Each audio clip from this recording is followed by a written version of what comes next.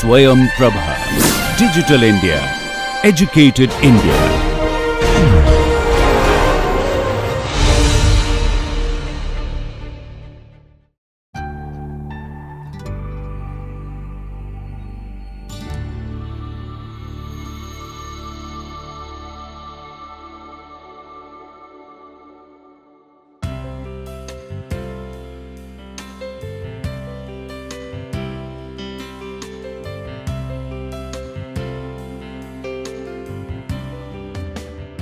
Hi everyone, welcome again to the course of structural biology. We are going through high resolution structural biology techniques, and now currently we are in the module of NMR spectroscopy. We have already discussed basic things about spectroscopy, basic application of NMR, basic principles of NMR. Today we will start with something which I talked about, which is chemical shift, which I also told you that have a very critical role in the technique of NMR spectroscopy. Today we will not study chemical shift, but we will understand what are the factors. Going through, I have discussed few, but now I have enlisted them so that you could see them together. So, chemical shift, as we know, in any given molecule, a given nucleus is surrounded by a cloud of electrons with specific density. You all know, like hydrogen 1 electron, carbon 6 electron. So, they differ. You will see here the electron. So, the nucleons have spin and the electrons have spin, and the electrons, they are surrounded. So, they affect the spin of the nucleon. These electrons, we could say they are moving charges, exert a magnetic field. So, we told that because of the charge and spin present in the nucleon, they are behaving as a magnet. Electrons are also used as a magnet, exert a magnetic field at the nucleus, which is often opposite in direction compared to the main magnetic field, which is the magnetic field generated by the nucleons in the and aligned by the effect of the external magnetic field. Thus, the effective field felt by the nucleus is reduced from B0, which is the external magnetic field, by a factor which depends on the density of the electrons around the nucleus. So, if you have more electron, you have more effect. The precisional frequency is not same for all the nuclei in the molecule and depends on the electron density surrounding it, which means it depends on the chemical environment of the nucleus. As I told, a proton and a carbon, it would be different. So, what are the factors that affect the chemical shifts? One, hybridization state of carbon, sp3, sp2, sp. I have talked about hybridization, so you all know about them. Magnetic anisotropy, inductive effect, resonance effect, aromatic ring current effect, steric effect, and hydrogen bonding. They are the most common factor affecting the chemical shifts. Hybridization state of carbon. So, as I told, there are sp3 hybridization, there is sp2 hybridization. If you see, there is methane CH4 with 0.23 ppm and ethane CH3 0.86 ppm.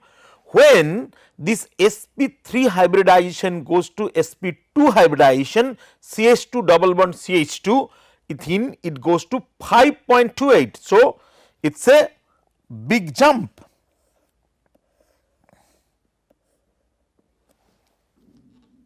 So, with the increase of S character, sp3 to sp2 is 25% S to 33% S. With the increase of S character from sp3 to sp2 to sp orbitals, the bonding electrons move closer to carbon and away from the protons, and because of that it causes desilting, and because of the desilting the chemical shift enhanced. Magnetic anisotropy, as we have discussed before, magnetic anisotropy arises due to the difference in shielding and dishielding of atoms due to differential electron density in the molecule. The presence of a nearby pi bond or pi system greatly affects the chemical shift, that is called magnetic anisotropy. So, if you see, this is a double bonded carbon, here in both the top, above and below it is shielded, inside it is deshielded. Similarly, in a carbonyl, in the above and below it is shielded and in the side it is deshielded. Inductive effect. We are taking a group of compounds with CH3X, where X is replaced by different elements like CH3F when it is fluorine, CH3OH when it is oxygen, CH3Cl when it is chlorine, CH3Br when it is bromine, CH3I when it is iodine, CH4 when it is hydrogen, CH3 whole 4 Si when it is silicon. The electronegativity you see from fluorine, it is 4.0, the most electronegative, oxygen 3.5, chlorine 3.1, bromine 2.8, iodine 2.5, hydrogen 2.1 and silicon 1.8. And the chemical shift is for fluorine highest electronegativity, highest chemical shift 4.26, for methanol in the presence of oxygen it is 3.4, CH3Cl it is 3.05, CH3Br it is 2.68, CH3I it is 2.16, CH4 0.23 and CH3 whole 4 Si it is 0, that is why it is used as a standard. The effect increases with greater numbers of electronegative atoms and their electronegativity. So, greater number of electronegative atom, what? If you have chlorine in the presence of 3 chlorine which is CHCl3, the chemical shift delta is 7.27. By replacing one chlorine with one hydrogen it become 5.3, by replacing another chlorine with another hydrogen it become 3.05. So, with decreasing electronegativity containing atom the chemical shift decreases. Also the effect decreases with increasing distance, like CH3Br if the carbon and hydrogen, the bromine is directly added, it is 3.3, CH2Br where one carbon further it is 1.69, CH2Br it is 1.25. What we are talking about? We are talking about the hydrogen which is going further, like we are talking about only the red colored hydrogen. Otherwise, if you consider these and these, they are still closer, so they would have higher chemical shift in comparison to the red ones. Okay. So, with increasing distance from the electronegative atom, the chemical shift decreases. Resonance effect.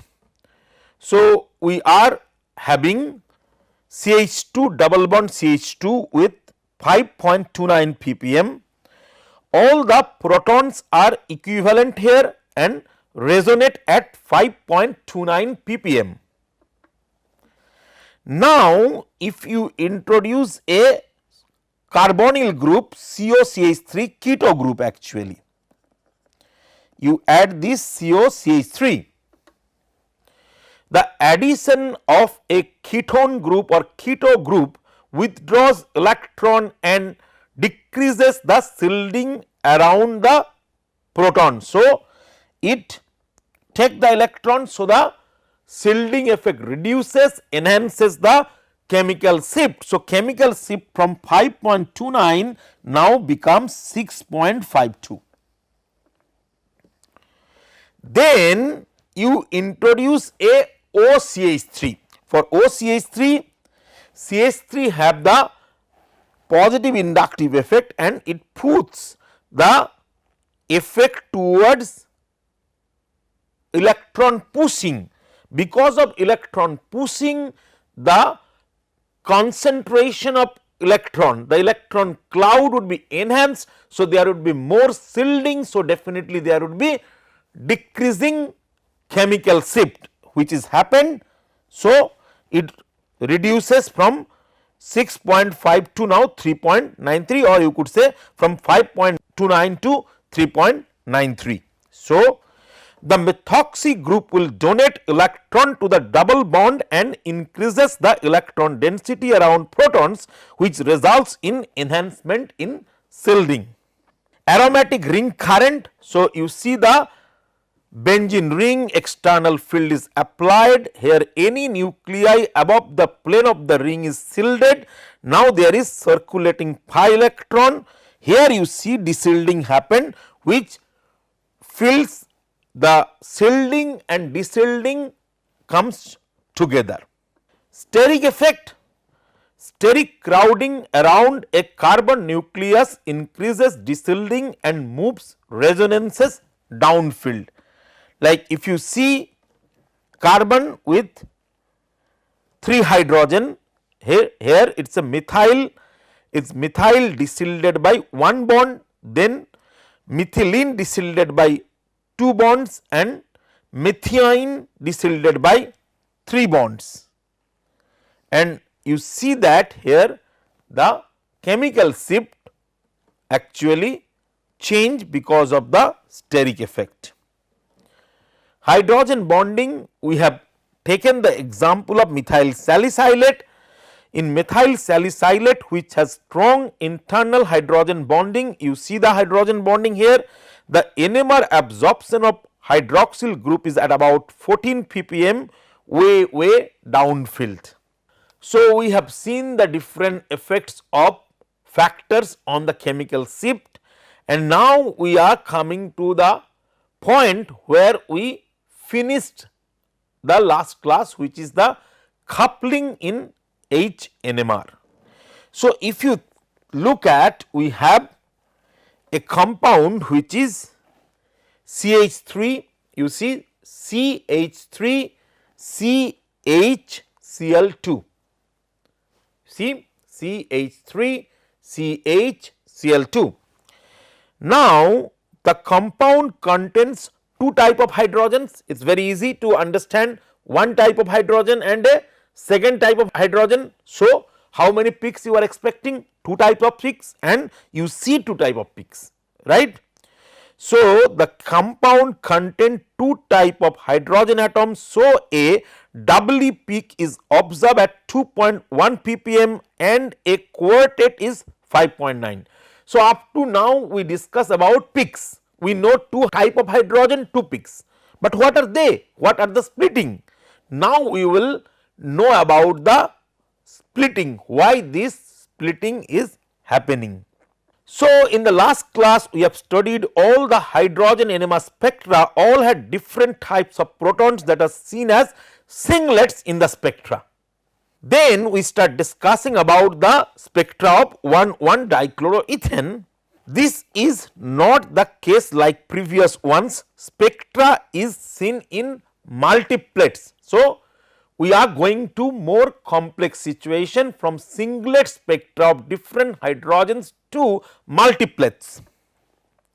The appearance of multiple peaks are due to coupling with neighboring protons. So, now we are coming to a concept. What we know, if you start, we know that you need a nuclei with uneven spin, 1H C13, then we know the presence of electrons would differ, which is chemical shift, 1H and 13C would be different.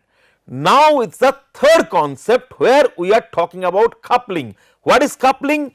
These 3 hydrogen would affect this, or on the other way this hydrogen will affect this.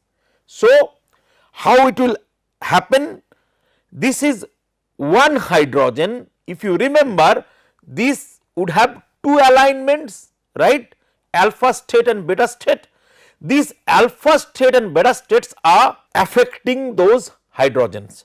So, how the peak will be differ when you consider this one, the CH3, because there is one hydrogen. So, it will create two states. So, there would be a doublet. Okay. So, delta equal to 2.1 ppm, integration of 3H agrees with the CH3 unit. Now, this one which is in 5.9, because of the presence of 2 chlorine will affect by them and have 4 peaks. We will discuss why, but this would have 1:3:3:1. So, we will come to explain that. So, what are the rules for spin-spin coupling? Chemically equivalent protons do not show spin-spin coupling. These and these are also neighbors, but they are equivalent carbons. So, they are not showing spin-spin coupling. Only non-equivalent protons couple. So, this would couple with all of these 3. Protons on adjacent carbon normally used to couple. So, if they are one carbon apart, they are the best to do spin-spin coupling. Protons separated by 4 or more bonds will not couple. This is space. So, the distance when it is around 4 bonds. So, it is not going to couple, or better they are not going to show the effect. So, before going into this picture, I want to show you, this is methyl bromide, this is ethyl dichloride. Here you have 3 equivalent hydrogens. So, they will have only one peak and would not split. Here you have 2 type of hydrogen and this will have effect on them. So, they are getting doublet, whereas this will get a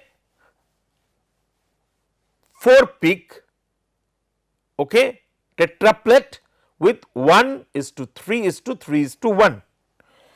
Now, coming to this, so HA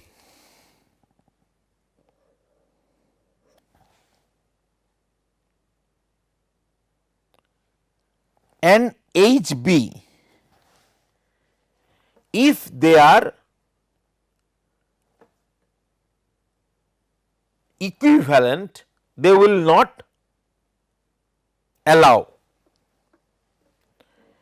So, it would go and couple only if they are different. HA can couple with HC, HA cannot couple with HD. So, spin-spin coupling, the interactions between the spin of neighboring nuclei in a molecule may cause the splitting of NMR spectrum. This is known as spin-spin coupling or splitting. The splitting pattern is related to the number of equivalent hydrogen atom at the nearby nuclei. So, we are taking the case of ethyl acetate, see CH3, CH2, O, CO, CH3. This is methyl ethyl acetate. Okay. The interactions between the spins of neighboring nuclei in a molecule may cause the splitting of NMR spectrum. This is known as spin-spin coupling or splitting. The splitting pattern is related to the number of equivalent hydrogen atom at the nearby nuclei. So, if you look at this one have no nearby. So, this methyl group will give one peak. These are having 2 of this hydrogen. So, they will give triplet. These are giving tetraplet. Let us see. Singlet, 3 equivalent position not coupled to any neighboring protons. Second one, this one, this will give 2 equivalent protons split 1:3:3:1. So, they have 3 neighbors. So, they will give quadret. 2 equivalent positions split 1:3:3:1 because coupled to the hydrogens of terminal methyl group having 3 identical hydrogens. This will give triplets, 3 equivalent protons. So, because they have 2 neighbors, so they will give triplet with 1:2:1 because coupled to the hydrogens of the CH2 group. So, coupling arises because the magnetic field of vicinal or adjacent proton influences the field that the proton experiences. To understand the implication of these, we should first consider the effect the CH group has on the adjacent CH3. The methine CH can adopt 2 alignment with respect to the applied field. As a result, the signal of the adjacent methyl CH3 is split in 2 lines of equal intensity, a doublet. So, we are talking about this, the CH3 CHCl2. Here, to understand the implication of this, we should first consider the CH3 group, that the CH group that has on adjacent CH3. The CH can adopt 2 alignments alpha beta with respect to the applied field. As a result, they will give a doublet. Okay. So, if you see external magnetic field B0 comes, the field are aligned which effectively disill the neighboring proton and resonance occur at higher frequency. On the other hand, fields are opposed. So, this is aligned.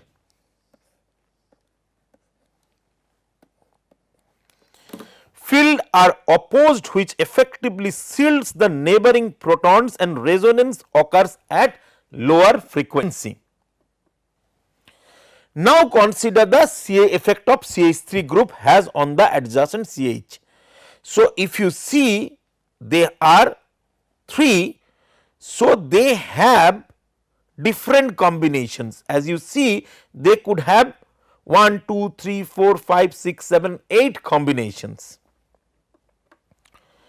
The methyl CH3 proton give rise to 8 possible combinations with respect to the applied field.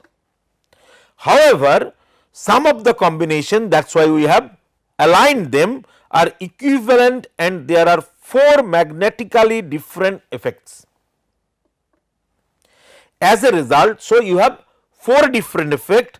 So, you have split them to 4 lines with 1:3:3:1.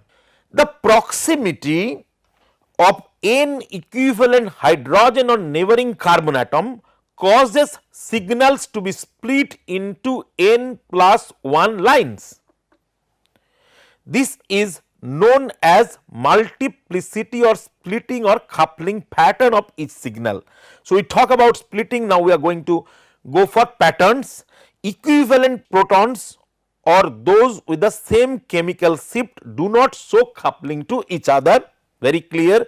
If the neighbors are not all equivalent, more complex pattern arise. This is because of the difference in the values of the coupling constant. We have talked about when there are 3 hydrogen in a methyl group, it have 8 combinations. Now, among the 8 combination, we grouped them into 4, but if among these 3 hydrogen they are not equivalent, then that would be creating more complications. When looking at NMR, the most common coupling that are observed are those between hydrogen atom on neighboring carbon atom, vicinal coupling HACCHB, where 3 bonds are involved, that is the most common. To a first approximation, protons on adjacent sp3 carbon tend to behave as if they are equivalent. For example, the NMR of 1 bromopropane. Now, we can do a complete analysis, including the application of the n+1 rule, which I am coming to 1,1-dichloroethane, where delta equal to 5.9 ppm quadrate, integration equal to 1H, deshielded, agrees with the CHCl2 unit next to a CH3 unit, n equal to 3. So, n+1 equal to 4 lines. Delta equal to 2.1 ppm doublet for the other one, the CH. For the CHCl2 we would have, for this we will have quadrate, for this we have doublet. So, delta 2.1 doublet, integration equal to 3H, agrees with CH3 unit next to a CH. So, now coming to what is coupling constant. The distance between the peaks in a given multiplet is a measure of the splitting effect known as coupling constant. So, we talked about the split, how much they split you get from coupling constant, denoted by symbol J, expressed in Hertz. Coupling constants are a measure of effectiveness of spin-spin coupling and very useful in analyzing proton NMR of complex structures. So, this is the coupling constant J. The coupling constant J, usually in frequency unit Hertz, is a measure of the interaction between a pair of protons.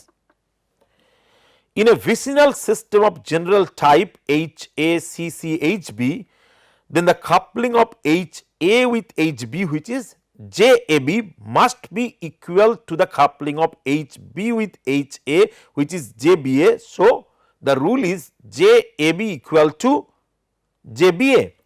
The implications are that the spacing between the lines in the coupling patterns are the same as can be seen in the coupling patterns from NMR spectra of 1,1-dichloroethane. So, because of this condition, if you see, the coupling pattern is same. So, so far we have emphasized vicinal coupling of hydrogen atom on adjacent sp3 carbon atoms. This coupling constant is typically about 6 to 8 Hertz. Coupling is controlled by geometry and the orbitals involved between the coupling nuclei.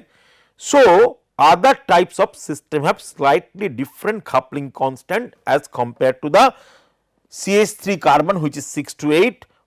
So, if you look at, as I told, alkane 6 to 8 Hertz, in double bond with cis 6 to 15 Hertz depending on the situation, trans 11 to 18 Hertz, geminal which is in between 0 to 5 Hertz, for aromatic rings ortho 7 to 10 Hertz, meta 2 to 3 Hertz, para 0 to 1 Hertz. So, this gives rise to the concept of long range coupling. Hydrogen atoms on a CH2 of a alkene do not have to be equivalent depending on what substituents are on the other hand of the alkene. As a result, they can couple to each other. This is a 2 bond coupling. Coupling between hydrogen atoms that are more than 3 bond is also possible, and that is called long range coupling. In general, the more bonds involved between the H that are coupling, the smaller or weaker the J value. Long range coupling is more common with rigid system, including the pi bond system of alkenes and substituted benzenes with delocalized pi electron. The presence of different coupling, different J values tends to lead to complex coupling. So, n+1 rule we talked about already. the multiplicity of signal is calculated by using n plus 1 rules. This is one of the rule to predict the splitting of proton signals. This is considered by the number of nearby hydrogen nuclei. If n equal to number of proton in nearby nuclei, 0 hydrogen atom has neighbor n plus 1 equal to 0 plus 1 equal to 1, which is called singlet. So, if the hydrogens are independent, have no coupling, then you get singlet. One hydrogen atom as neighbor, putting effect is doublet, two hydrogen atom is triplet in that way. So, number of hydrogen atom present plus 1, and these would bring us to what is called Pascal's triangle. Pascal's triangle talks about what we talk, the n plus 1, but it would talk about the intensity. So, n equal to 0 is singlet, n equal to 1 is doublet, where it is 1 is to 1, n equal to 2 is triplet, 1 2 1, n equal to 3 is quartet, 1 is to 3 is to 3 is to 1, in that way. So, individual resonances are split due to coupling with n equivalent adjacent protons, number of lines in coupling pattern L equal to n plus 1. The relative intensities of the lines in a coupling pattern is given by a binomial expansion, or more conveniently by Pascal's triangle. To derive Pascal's triangle, start the apex and generate each lower row by creating each number by adding the two numbers above and to either side in the row above together. So, what it means? 1 1 1. So, this would be same if you go into that, 1 1 1 1 1 1 1 1 1 1, then you have 1 plus 1 is 2. Then you have 1 plus 2 is 3, 1 plus 2 is 3, then you have 1 plus 3 is 4 and 3 plus 3 is 6, 1 plus 3 is 4, in that way. So, for H NMR, a proton with 0 neighbors n equal to 0 appears as a single line, a proton with 1 neighbor n equal to 1 as 2 lines of equal intensity, a proton with 2 neighbors n equal to 2 as 3 lines of intensities 1 is to 2 is to 1. So, by coupling the concept of n plus 1 rule and Pascal's triangle, you could very well predict the number of lines you get, singlet, doublet, triplet, and their relative intensities. Coming to the interpretation of proton NMR spectra. So, CH3 CH2 Br, we have CH3, so CH3 CH2 Br. So, what you have? CH3 CH2 Br. Okay. So, if you have that, you could easily understand that these are having 3 independent hydrogens. So, and so this is one category of hydrogen, they are one category. So, how many lines? 2 lines. First, clear. These are methyl hydrogens. So, they would be around in between 1 and 2, right, close to. This is having chlorine, having desilting effect. So, they are higher. So, you know that there would be 2 lines, the first line is for methyl group, the second line is for the CH2 group. Now, this is giving them a quartet and this is giving them a triplet. So, the first one which is of methyl group would be a triplet and this would be a quartet. So, if you want to draw, you could draw. So, 2, so you have a ppm, you have this graph, right. You have, you know that you have one which is for methyl and you have one which is for CH2. Now you know that because it is 3, it would be higher and this is lower, relatively lower. Now you know that this one have 3 lines. 3 lines means 1 is to 2 is to 1. So, 1 half 2 1 and this one they would have a tetraplate, that would be 1 is to 3 is to 3 is to 1. So, 1 is to 1 is to 3 is to 3 is to 1. So, this would be your graph and now you see exactly that you get. So, in that way now you could be able to interpret number of signals indicates how many different kind of photons are present. So, you get here 2. Position of signal indicates something about the chemical shift, the magnetic environment. Here you know that the CH3 carbon and CH2 carbon attached with chlorine is different. Relative intensity of signal I talked about, the first one 3, so higher and second one 2, so relatively lower. Splitting of signals we discussed. What are the good solvent used in NMR?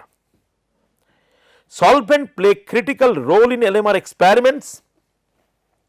The following solvents are normally used in NMR experiment where hydrogen is replaced by deuterium: CCl4 carbon tetrachloride, CS2 carbon disulfide, CdCl3 deuteriochloroform, C6D6 hexa deuteriobenzene, D2O deuterium oxide. Now coming to factors affecting NMR spectra, it is a kind of summary. Each different type of hydrogen gives a peak or group of peaks. So, you pick one, as I have already told here, you get one type of hydrogen and one type of hydrogen. So, 2 type of hydrogen, 2 peaks. The chemical shift, the delta in ppm gives a clue as to the type of hydrogen generating the peak. Like here this is CH3 and this is with chlorine. So, this would be shifted like alkane, alkene, benzene, aldehyde, electronegative group, we know all of them and their effects. The integral gives the relative number of each type of hydrogen, 3 longer than 2, that is the integral we talked about. Spin splitting gives the number of hydrogen on the adjacent carbon n plus 1, for these 2 plus 1 3, for these 3 plus 1 4. The coupling constant J also gives information about the arrangement of the atoms involved, which is coming from the Pascal's law. NMR spectra of ethyl bromide. So, this is ethyl bromide. We already talked about ethyl bromide has 2 types of hydrogen. Now, you are understanding it more clearly. The downfield peak at about 3.5 ppm, which is for CH2 desilted by the bromine and appears as quartet due to the adjacent for methyl group. The upfield peak at about 1.7 ppm is the CH3 and appears as triplet due to the adjacent methylene. Coming to the NMR spectra of propyl bromide. So, we have CH3, CH2, CH2, Br. So, here the first one with bromine, one type of hydrogen, second one in between have second type of hydrogen and 3 type. So, 3 type and 3 spectra. The middle CH2 at about 2 ppm seems to appear as a hextate 6 line due to the total of 5 neighbors, 3 plus 2 5 neighbors. So, this is due to an important approximation that helps simplify the spectra.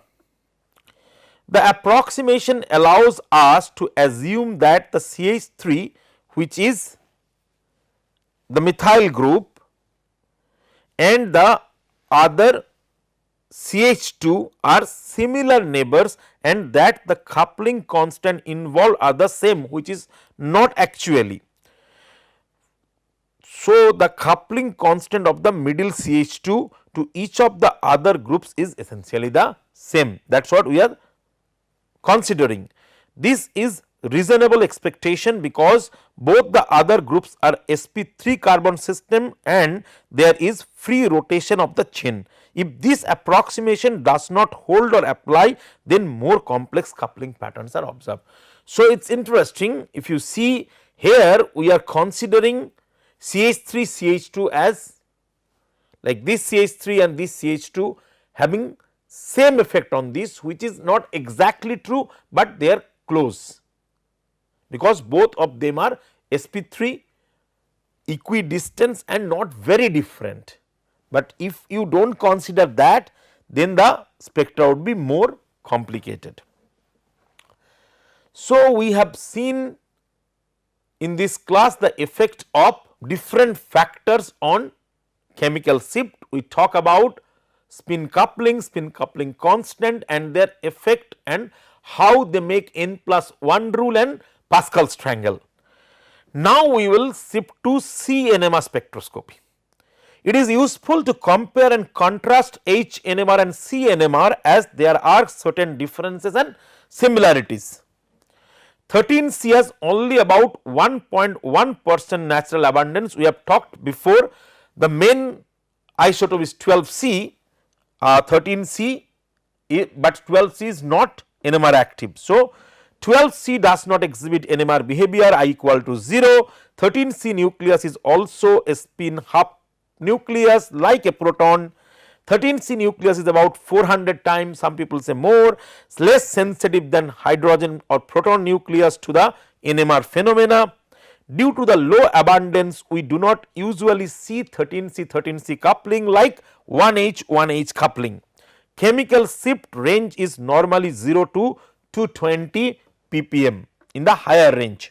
Chemical shifts are also measured with respect to tetramethylsilane CH3 SI TMS, which the standard is also used as standard in proton NMR. So, it is good, we could use this standard in both the experiments. Similar factors affect the chemical shifts in 13C as we have already seen and discussed for HNMR. Long relaxation times, excited state to ground state means no integration. Normal 13C spectra are broadband proton decoupled, so the peaks show as single lines. Number of peaks indicates the number of type of carbon. The general implications of these points are that 13C NMR spectra take longer to acquire than HNMR, though they tend to look simpler than the proton NMR. Accidental overlap of peaks is much less common because less intensity and all than for HNMR, which makes it easier to determine how many type of carbons are present. What does broadband proton decoupled mean?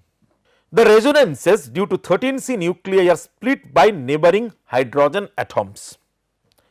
This splitting would complicate the appearance of the spectra, making them harder to interpret. Therefore, in a normal 13C spectra, these couplings are removed by applying a continuous second radio frequency signal of a broad frequency range that excite all the proton nuclei and cancel out the coupling patterns due to the interaction of the proton with the 13C. So, when it is proton, you have to understand there are number of protons and they are different in their chemical nature. So, identifying each of them is important. But if you do the same with carbon, then it becomes very complicated, and that is why this decoupling happened.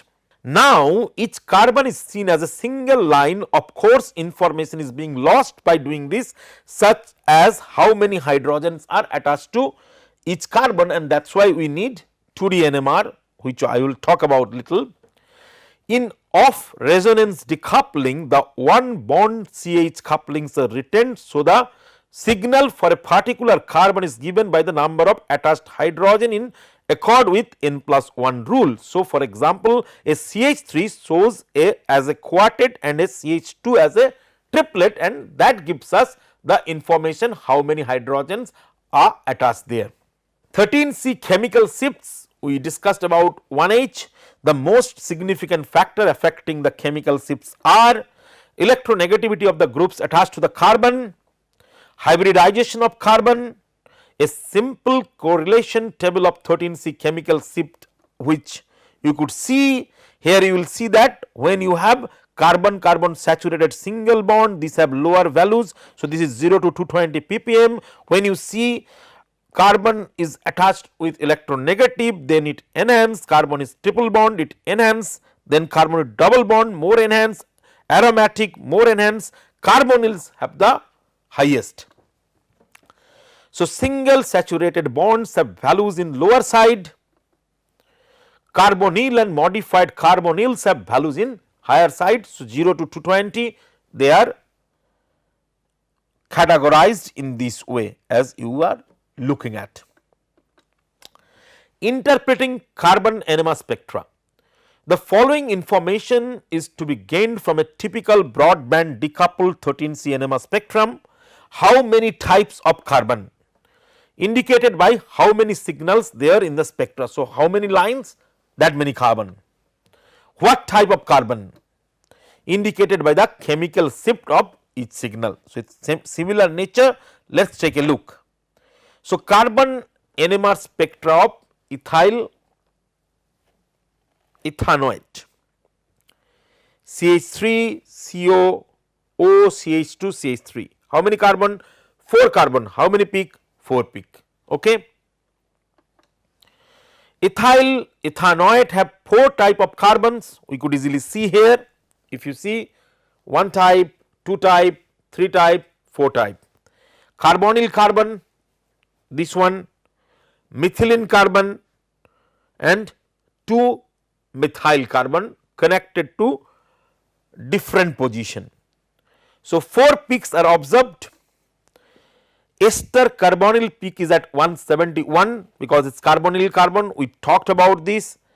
Desilted CH2 group at 60 ppm and 2 methyl carbons are at 16 and 20. Now, a benzene ring with of acetophenone, you will see that here acetophenone has 6 type of carbon. So, 1 type, 2 type and then connected types. How far there? Carbonyl carbon easy, methylene methyl carbons, aromatic carbon directly linked with acetyl group, aromatic carbons ortho, meta and para. So, 1, 2, 3 easy, then ortho, meta, para 6. So, 1 carbon, 2 carbon, 3 carbon, then ortho, meta and para. So, how many carbon? 6 carbon. So, 6 peaks are observed. 4 types of aromatic carbons having peaks between 125 to 140, as we have already discussed that. Keto carbonyl at 198 ppm and methyl carbon at 27 ppm. And 1D NMR spectrum contains the following information for analysis: chemical shifts we have discussed in details, spin spin coupling we have discussed that too, intensity, the number of hydrogen. All this information are used to deduce the structure of the molecule. Many times it is not possible to assign all the chemical shift if the spectrum is complex. And when I say complex, I want to tell you that for discussing the details of the basics so that you can get the basic knowledge, still now we are discussing about small molecules, but our journey is to protein, because this course is structural biology of macromolecules. Hence, only the region of interest is analyzed. For example, if a substitution reaction on a benzene ring is to be checked on the aromatic region, need to be analyzed. Also, that leads to develop multi-dimensional spectra. So, we have discussed about different effects, how that give a NMR technique, how that affect the proton, how that affect the carbon, what we are getting from 1D hydrogen spectra or proton spectra, what we get from 1D carbon spectra. Now, we are shifting to 2D NMR spectra. So far the NMR spectral methods we have discussed have been one dimensional, since they have a single chemical shift into the coordinate axis. With the development of more advanced spectroscopic methods, as computational power has increased, it has become possible to obtain two-dimensional spectra. In two-dimensional experiments, both the x and the y axis of chemical shift scales and the 2D spectra are plotted as a grid like a map. Information is obtained from the spectra by looking at the peaks in the grid and matching them to the x and y axis. So, the basis of 2D NMR is interaction of nuclear spins, 1H with 1H, 1H with 13C, etc., and not with 13C with 13C, right. You have to remember 13C is no, plotted in 2 dimension. Normal spectra 1D NMR are plots of intensity versus frequency. In 2D NMR, intensity is plotted as a function of two frequencies called F1 and F2. In general, 2D NMR is divided into two types: homonuclear, heteronuclear. Each type could provide through bond, which is quasi type, through space, noisy type coupling information. So, 4 periods in 2D experiment: first the preparation, then evolution, then mixing, and then detection. Preparation, which means spin system relaxes and then excited by the radio frequency.